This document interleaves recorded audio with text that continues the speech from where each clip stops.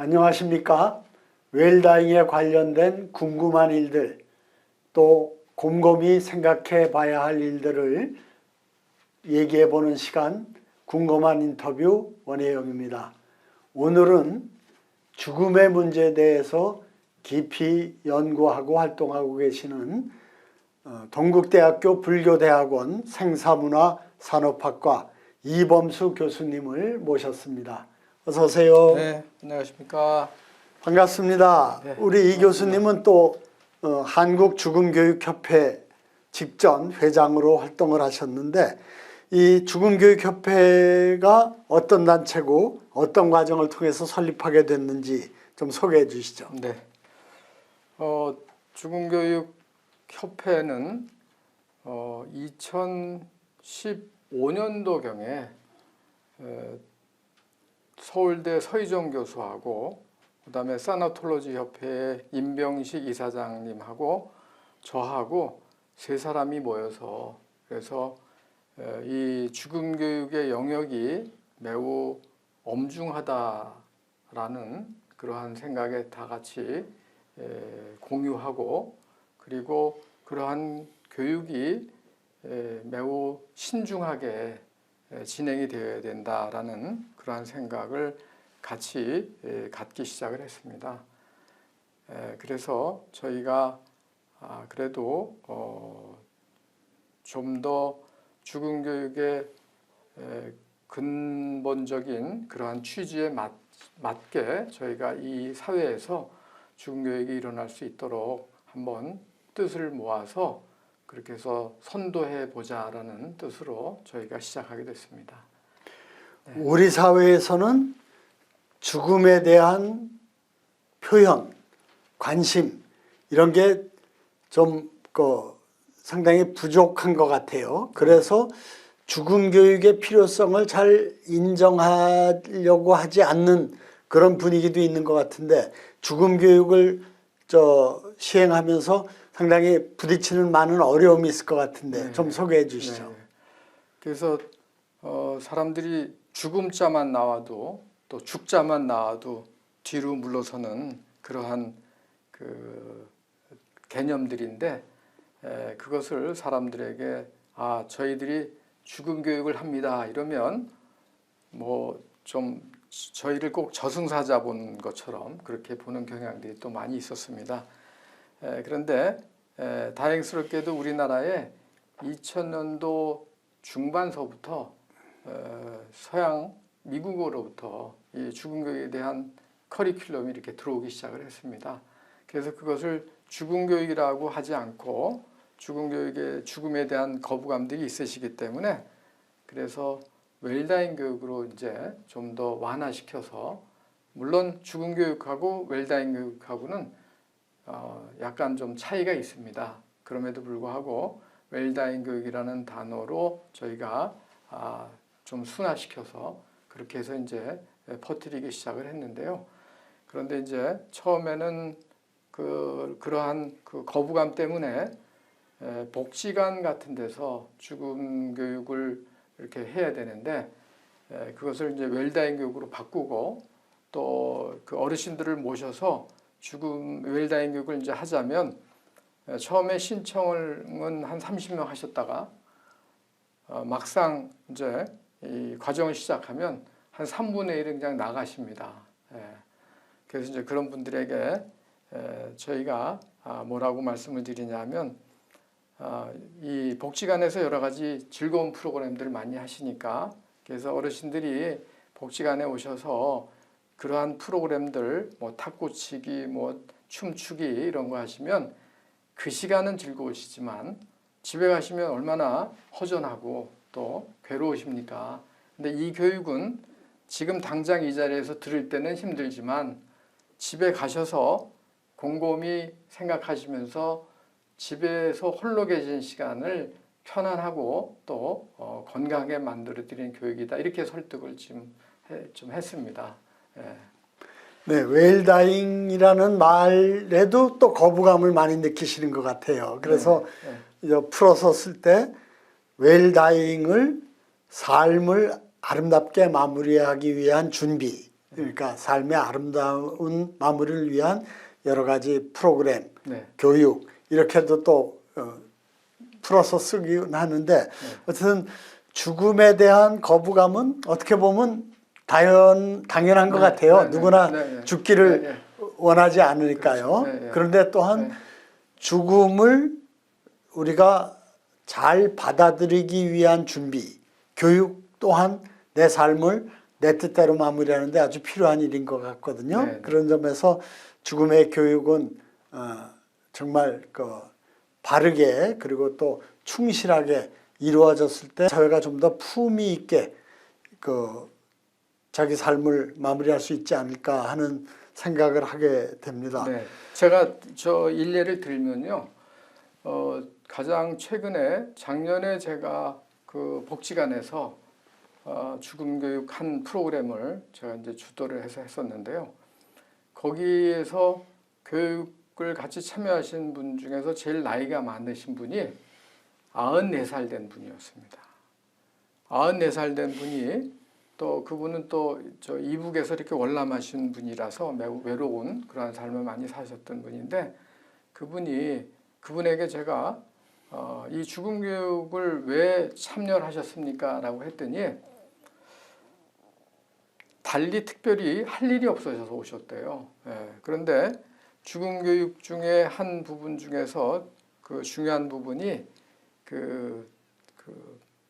심리사회적 발달 단계 8단계에서 마지막 단계가 통합 단계지 않습니까?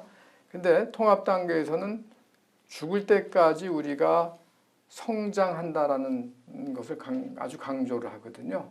그래서 우리는 우리의 삶은 죽을 때까지 배우고 성장한다라고 그랬더니 이분이 거기서 영감을 얻으셨어요. 아, 내가 그냥 이러다가 그냥 쓰러져서 없어지는 존재라구나 이렇게 생각을 했었는데 이 죽음 교육을 통해서 앞으로 할 일이 있다라고 이분이 이렇게 깨닫게 되니까 그러면 할 일이 뭐냐? 그래서 그건 이제부터 가르쳐 드리겠다라고 제가 했는데 거기에는 뭐 용서하기, 그다음에 또 서로 화해하기, 그다음에 또 가족들에게 사랑하기 이런 거 표현하기 이런 것들이 들어 있거든요.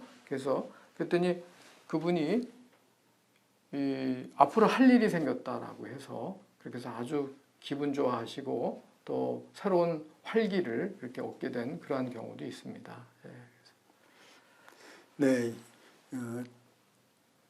죽음을 쓸모없는 것, 아주 거부하고 싶은 것, 네, 나를 소멸시키는 것, 이런 것이 아니라 네.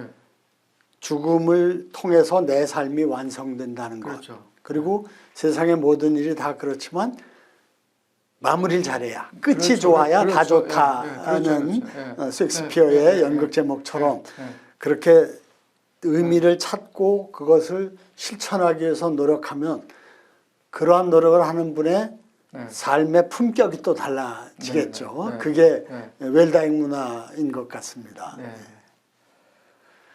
이 죽음은 인류가 생겨서부터 끊임없이 반복되는 또 계속되는 현상인데 특별히 현대에 이르러서 죽음을 받아들이는 자세 그리고 또 죽음을 관리하는 태도 이런 문화적 특성이 있는 것 같아요. 그걸 좀 핵심적으로 설명을 해 주시죠. 네. 원래 우리는 태어나면 죽게 돼 있지 않습니까? 근데 그러한 자연의 순리에 과학과 의학이 깊숙이 끼어들게 됐습니다. 그러니까 과학과 의학이 끼어든다는 것은 결국에는 과학과 의학은 뒤에 경제가 받침이 돼야지 과학과 의학이 발달이 될 수밖에 없지 않습니까?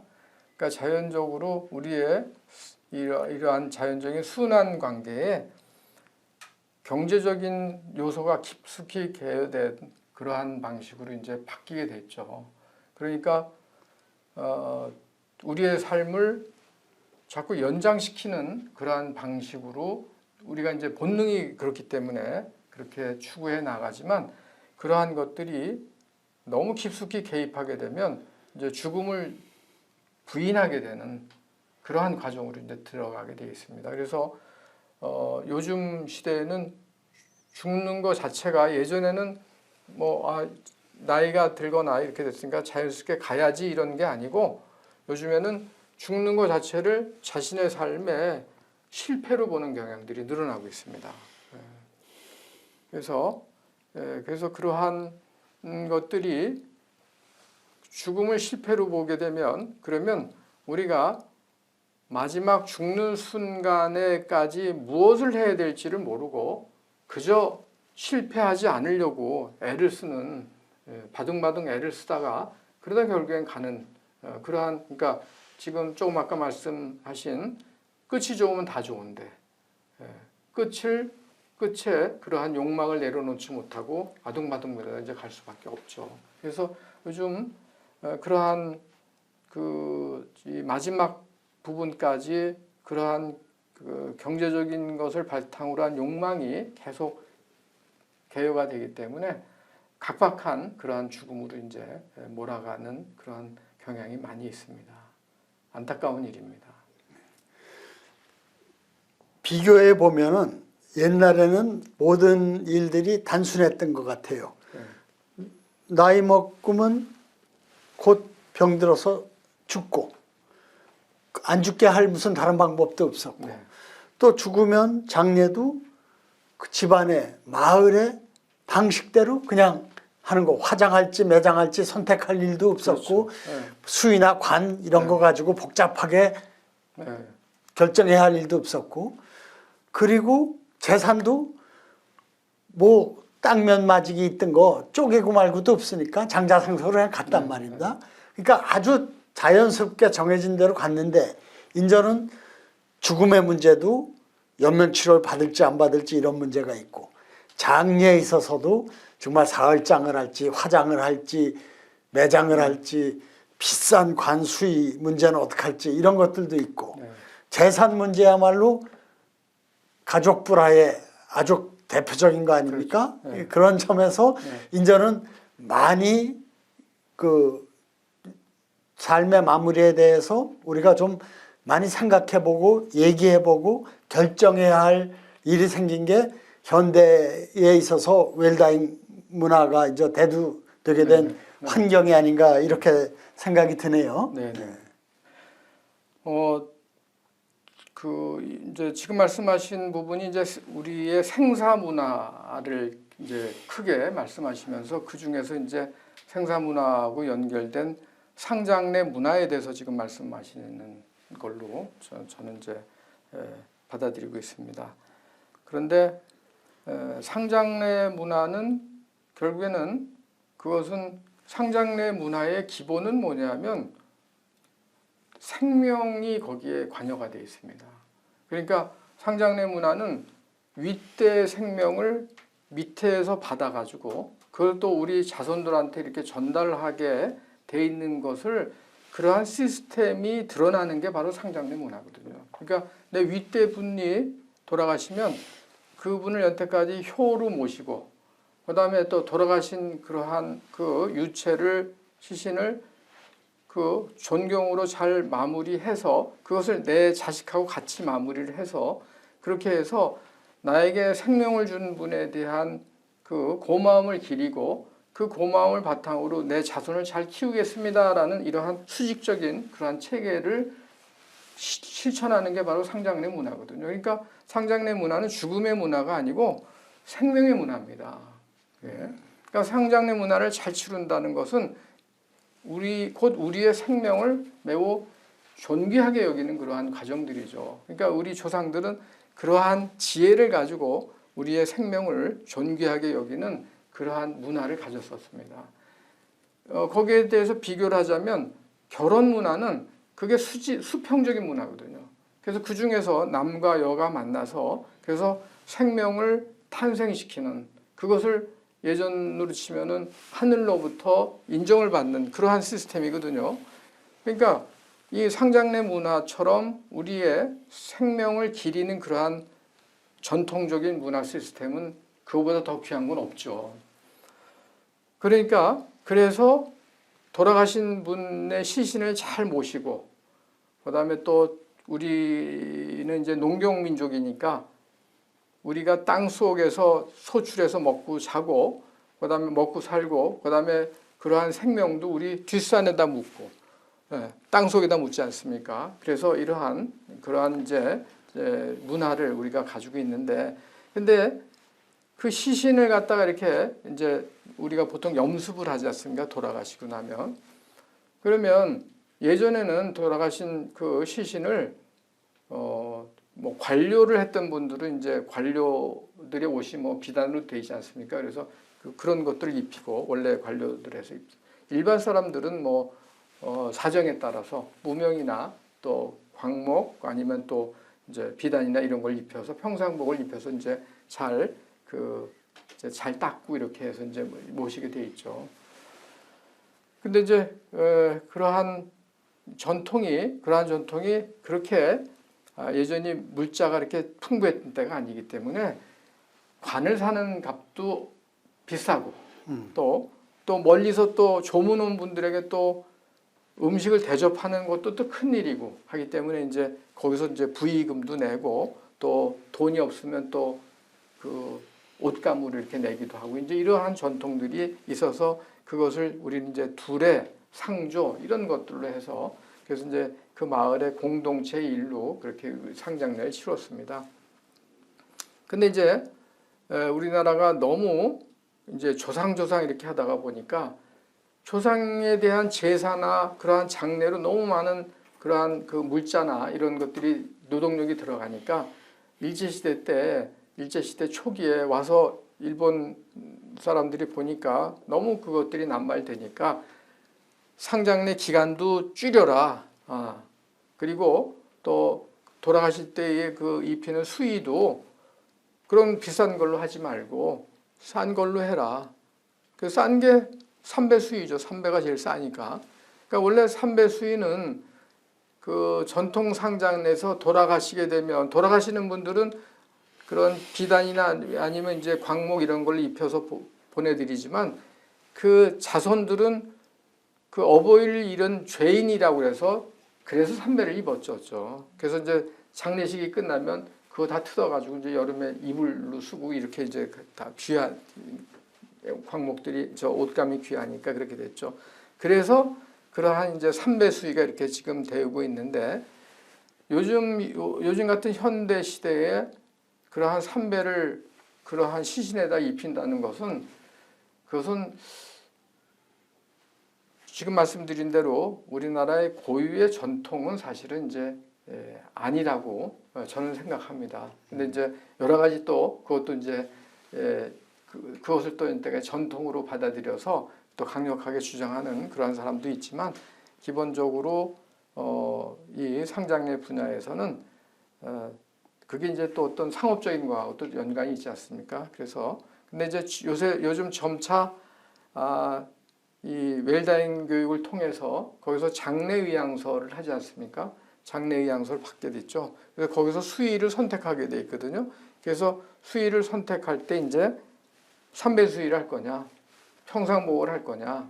뭐 근데 여성분들은 뭐 원래 입으시던 한복 같은 걸 입으시는 걸 많이 선택을 이렇게 하게 되시죠. 그래서 점차 이제 그것도 변하고 있습니다. 네, 반가운 소식이 이 장례에 대한 내 뜻을 밝히는 사전 장례의향서 작성을 정부에서 보다 좀 더 공공화해서 그렇죠. 양식도 만들고 그것이 잘 관리되고 장례가 치를 때 반영될 수 있도록 그런 제도적인 개선을 하는 것 같아서 아주 반갑게 생각을 합니다. 저도 어머니가 돌아가셨을 때 그 삼배 수의를 수십 가지를 놓고 몇백만 원짜리부터 싼 것까지 보여주면서 고르라 그러니까 정말 당황스럽더라고요. 그런데 지금은 그 수의를 안 하고 평상복, 뭐 한복이든 양복이든 내가 평소에 자주 입던 거, 좋아하던 옷을 입는 것을 선택하는 경향이 많아지고 있습니까? 네, 그렇죠. 그래서 삼배 수의 말고 양복 수의도 요새 팝니다. 아, 네, 양목으로. 근데 이제 아무래도 시신이 염습을 하게 되면 시신이 이제 경직돼 있지 않습니까? 그러니까 이제 좀 수의용으로 좀 넉넉하게 입히기 좋게 염습할 때. 근데 이제 염습이라는 게 원래는 전통적으로 시신을 닦고 그다음에 옷을 입히고 그다음에 이제 예전 방식으로 하면 이불을 이렇게 덮어 쓰게 대렴이라 그래서 이불을 이렇게 덮어 안에다 넣어 드리는 거죠. 근데 이제 그러한 방식들은 어떻게 그다음에 이제 묶게 돼 있지 않습니까? 매지로 해서 이렇게 발하고 이렇게 묶지 않습니까? 근데 이제 그러한 방식들은 뭐냐면 예전에는 거의 다 매장이기 때문에 시신을 그 매장해 놓고 나중에 일정한 기간이 되면 개장을 하는 경우들이 많이 있거든요. 좋은 터로 간다든가 이렇게 해서 아니면 이제 그 딴 데서 그러니까 원래 고향이 아닌 묻힐 곳이 아닌 딴 데서 돌아가시는 경우들도 있고 가령 뭐 서울에서 무슨 뭐 근무지로 저쪽 저 지방이라는 데서 근무를 하다가 거기서 돌아가시게 되면 시신을 운굴해야 되지 않습니까? 그러니까 그러한 요즘같이 차도 없고 그러니까 시신을 잘 묶어서 그것을 널이나 이런 데 해가지고 매구서 지게나 이런 데 매구서 관까지 또 매게 되면 너무 무겁잖아요. 그러니까 물론 관에다가 넣어서 매는 경우도 있고 그다음에 직접 매구서 그러고서 이제 그 뭐 선산이나 이런 데까지 매고 와야 되지 않습니까? 그러니까 묶을 수밖에 없죠. 나중에 지나 15일이고 뭐 20일이고 걷게 되면 시신이 이제 저 탈골도 될 수 이렇게 될 수 있으니까는요. 그래서 이제 그렇게 할 수밖에 없었는데 요즘은 뭐 돌아가시면 바로 냉장실에 모셨다가 그 다음 날 바로 화장으로 가시잖아요. 그러니까 이제 이것도 사실은 이제 그렇게 염소 묶는 데든가 또 뭐 대름까지 한다든가 그런 것은 어떤 종교적인 유교에서 발상된 마지막 가시는 그러한 것들을 저 세상에서 이불하고 다 덮으시라고 이런 마음이 그 가득하지 않으면 그냥 모르고 그런 걸 하는 거는 좀 앞으로 이제 많이 바뀌어야 되겠죠. 예. 그게 유교적 관습이라고 하더라도 네. 그 시절 그 사회에 네.